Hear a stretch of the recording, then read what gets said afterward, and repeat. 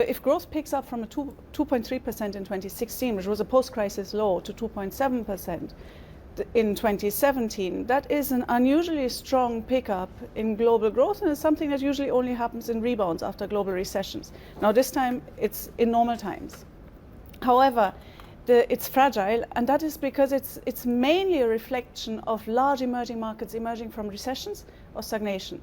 So we expect recessions in Brazil, Russia, Nigeria to end, and we expect growth to come from near zero to something a little bit above 1 in countries like South Africa and Angola. So yes, it's a fragile recovery, and part of this may just be a period of one of the reasons may just be that global uncertainty, policy uncertainty, is at record levels now. Well, that's interesting, because I think nobody foresaw a lot of events that occurred in 2016. Anybody that makes an economic forecast for 2017, I think, is incredibly brave at this point. We'll have to see how it turns out. But has it been harder this year trying to come up with a firm number, given that there are still so many potential grey swans out there related to Donald Trump and Brexit? Yes, we always prepare a baseline forecast and then we prepare risks around it.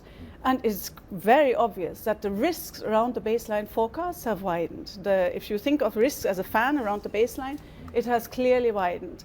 But risks remain tilted to the downside, with one exception, that there is a possibility now of an upside risk, of an opportunity, and that could be fiscal stimulus, not just in the US, but even in Europe. See, I see the scenario which pretty much playing out again this year. Of all these massive political events that we've queued up as potentially risks to the market and to the economy, let's say they all happen. Let's say every single one of them happens. But the world economy still grows at 2.7% or whatever, and the markets continue going up because the markets say, do you know what, okay, we'll let the politics happen, but we'll just carry on growing, and consumers go, yeah, that's happened, we just carry on buying, and people just carry. So I see a similar picture this year. Markets potentially could ignore, the world economy could ignore, and the politicians carry on with their soul searching.